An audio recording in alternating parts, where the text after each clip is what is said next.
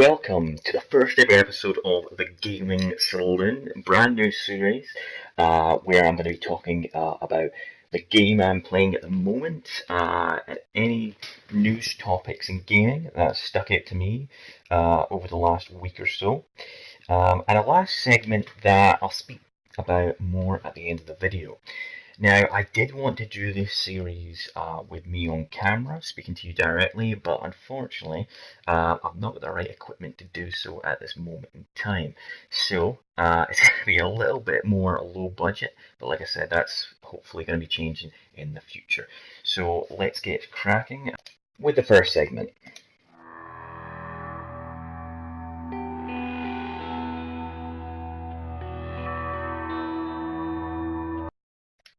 Okay, so we start our first ever gaming news on a sour note.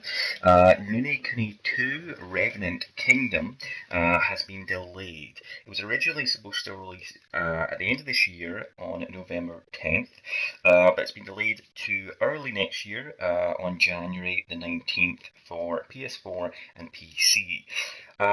It's just, it could have been worse. It could have been worse. It's only a few months, but yeah, if you're looking to play Nune Kuni 2, maybe at the Christmas period, the holiday season, you're going to have to wait a little bit longer to play it in January. Now, I wanted to speak about this one personally because I was a big fan of Nuni Kuni, the first one on the PS3. I thought it was a great game. Really enjoyed it. Actually, never finished it. I got to 80 hours into the game. Uh, it felt like one of those games that just never ended, which kind of like most JRPGs, but yeah, it was a great game. And what I do give respect to that game was it always, 50 hours in, 60 hours in, it would just bang, here's a brand new feature in the game, which with most games you would get like 20 hours in, but they were just like, you've played for this long, here's a brand new feature, and it just blew me away. Because most games these days just don't do that. Um, However, back to the sourdough. I try to stay away from Unicorn 2's trailers and things like that because I didn't want to get spoiled because I hadn't finished the first one. Now, my brother told me though that the catching creatures feature, which is creature feature, which is basically a lot like Pokemon, which is the reason why I got into Nini Kuni 1, because I'm not really into JRPGs that much. I play one every few years, maybe one that sticks out to me. Obviously, I play Pokemon. Who doesn't? So that's the reason why I got into Nuni Kuni in the first place. I thought to myself, I like the creature aspect. I'm gonna buy the game. I wasn't sure about anything else in the game. I saw some. The main character was a kid, which really took me off, and that's why I don't really play many JRPGs. If you like JRPGs, all power to you. I'm just more of a Western guy. But yeah, the creature aspect got me into it, and I loved it. And I actually loved the other aspects of the game. I actually came to like the main character Oliver. I thought he's a bit of a dilko, but I liked him. And I actually really liked some of the other characters. Dribby, shout out to Dribby. He's my favorite character in the whole game. And yeah, I actually really liked the side quests, the exploration. I actually really liked a lot of the things that I didn't think going in. I actually just really loved that. I really, really want to get back to that game.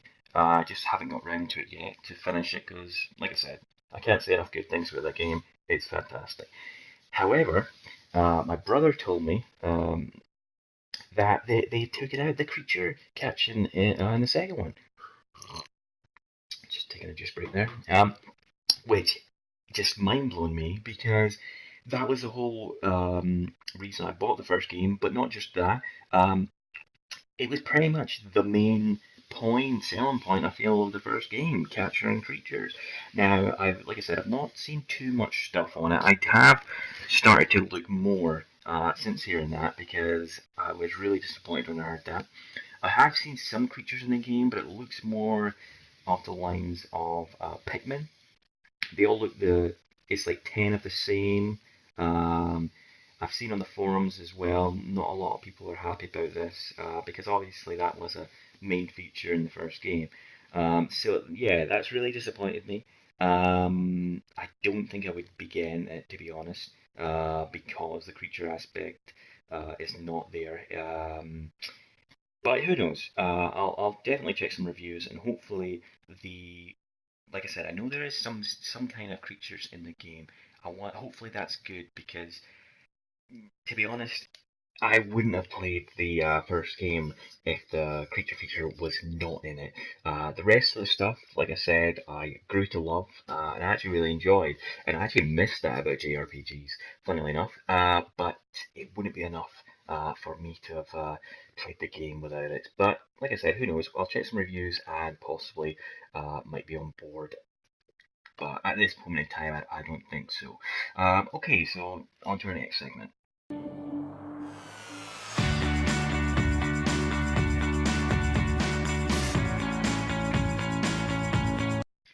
So I played a lot of games on my PS4 recently.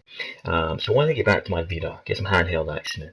And when I was last on my Vita, I was playing a lot of turn-based role-playing games, like Digimon Cyber Sleuth and also Darkest Dungeon. Now these are really good games, but I wanted something different. I wanted something on my Vita with real-time combat in 3D worlds, and go on an adventure.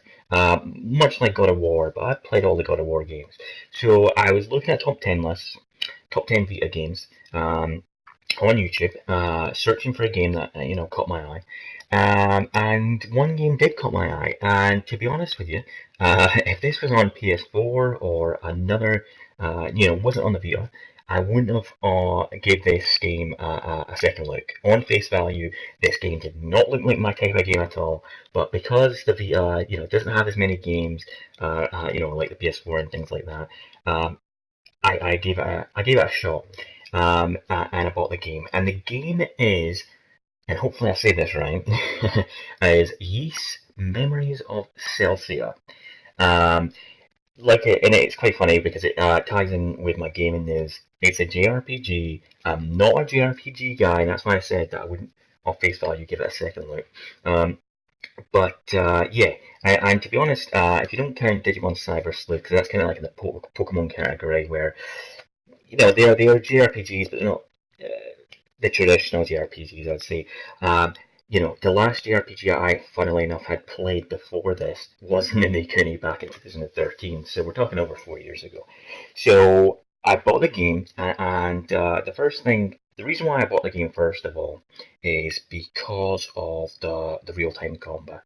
It looks so fast paced, it looks so much fun, and I was just so blown away by, like I said, how fast paced it was.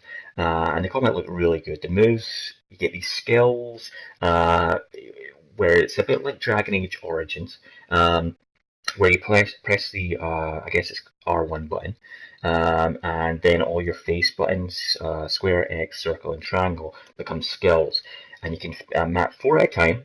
Um, and Yeah, I've not actually complete the game yet. I've put in 40 hours. I'm right at the end, and I've got about 11 to 12 skills per character.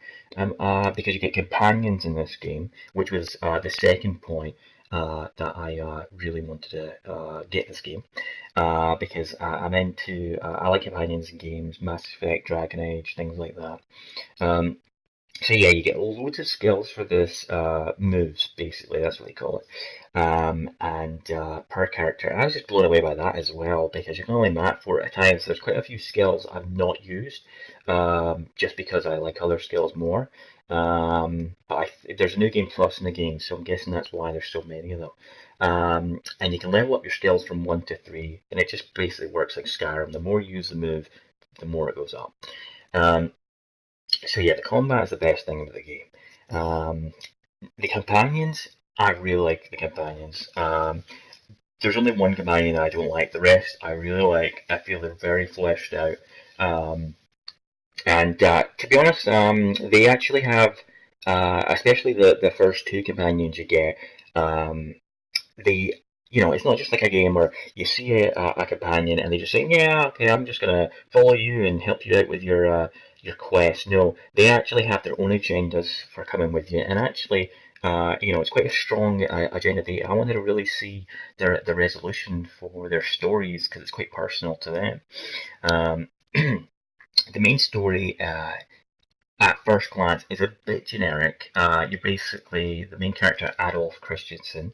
Um, this is, a series that's been going on, which I later found out, since 1987. And it's kind of like Final Fantasy, where there's a lot of games, and you don't really have to play. Uh, it's kind of like Final Fantasy, where they don't really sequel onto each other, so you can just start pretty much.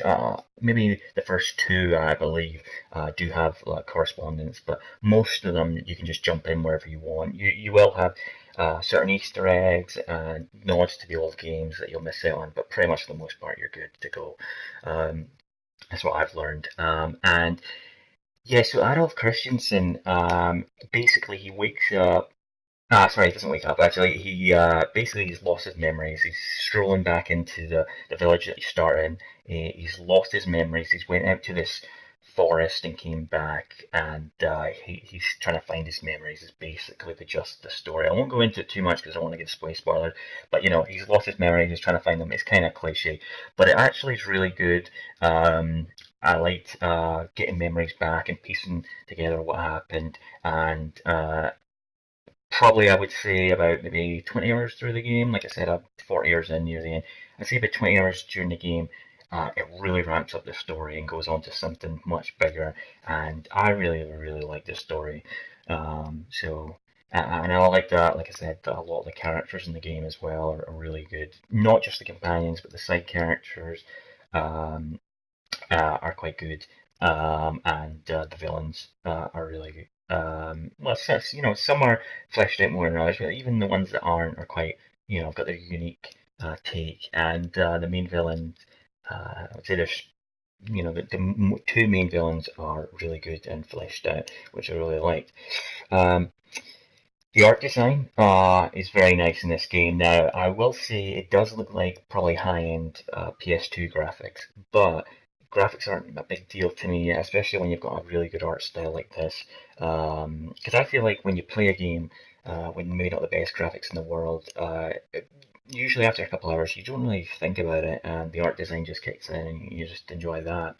Um, so yeah, it's got a really good story. The combat's very good.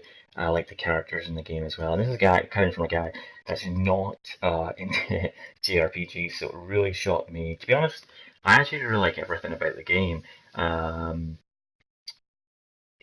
there's only really two characters there that really bug me, and that's it. Apart from that, pretty much everything about the game's really, really good.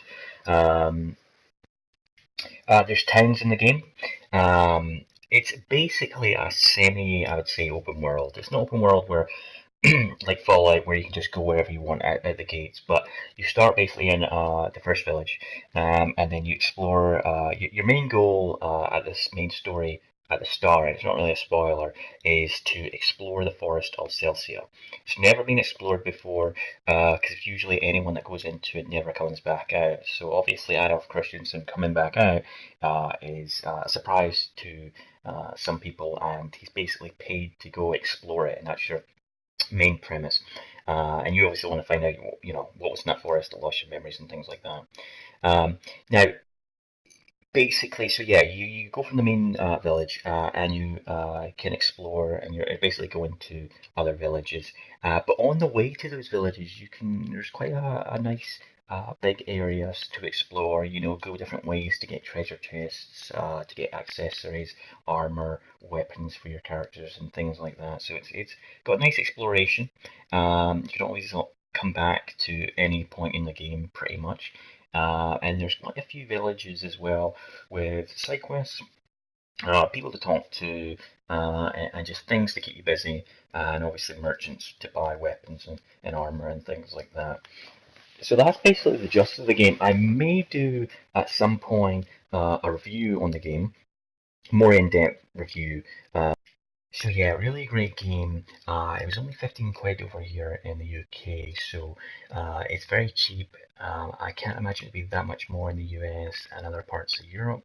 If you got Vita, because it's only a PSP exclusive, I would certainly suggest checking this out. If you're into JRPGs especially, or even if you're not, because I'm not into JRPGs and I loved it, so it's probably worth checking out. I'm actually going to at some point get Ye7, which was the one before it, and play that. That way it came out on the PSP, and I actually had some good news. I found out that later at the end of this year, close to the end of this year, Yeast 8 is going to be coming out for the Vita as well, and I believe it's coming out for the PS4, so that's great. Hone your skills. Look, boy, you in the danger room. So as you can see, the final segment is under construction. It's all about answering your comments. That'd be a good way to get the community involved with the show and learn more about me, and I would answer some questions.